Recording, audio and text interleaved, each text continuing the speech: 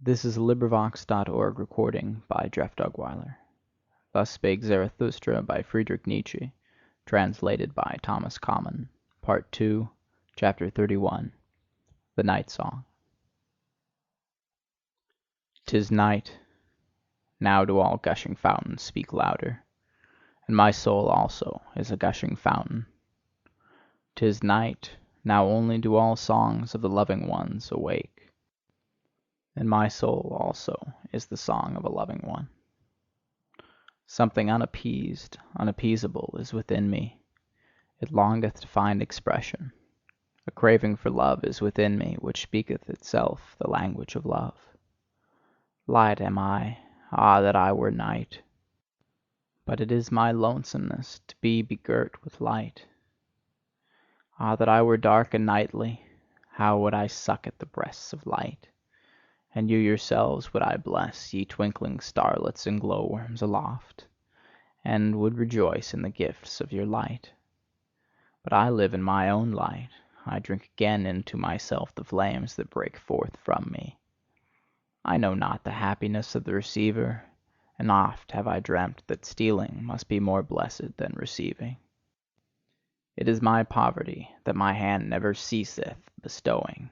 It is mine envy that I see waiting eyes in the brightened night of longing. Oh, the misery of all bestowers! Oh, the darkening of my sun! Oh, the craving to crave! Oh, the violent hunger in satiety!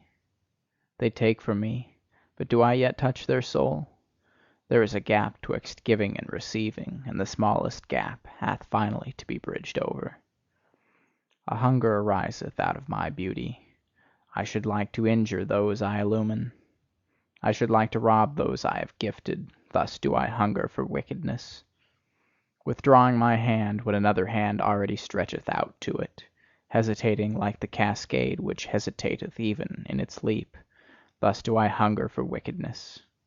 Such revenge doth mine abundance think of, such mischief welleth out of my lonesomeness. My happiness in bestowing died in bestowing. My virtue became weary of itself by its abundance. He who ever bestoweth is in danger of losing his shame. To him who ever dispenseth, the hand and heart become callous by very dispensing. Mine eye no longer overfloweth for the shame of suppliants. My hand hath become too hard for the trembling of filled hands. Whence have gone the tears of mine eye, and the down of my heart? Oh, the lonesomeness of all bestowers! Oh, the silence of all shining ones! Many suns circle in desert space. To all that is dark do they speak their light, but to me they are silent. Oh, this is the hostility of light to the shining one. Unpityingly doth it pursue its course. Unfair to the shining one, in its innermost heart, cold to the suns, thus travelleth every sun.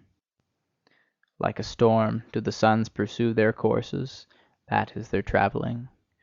Their inexorable will do they follow, that is their coldness. O ye only is it, ye dark nightly ones, that extract warmth from the shining ones! O ye only drink milk and refreshment from the light's udders!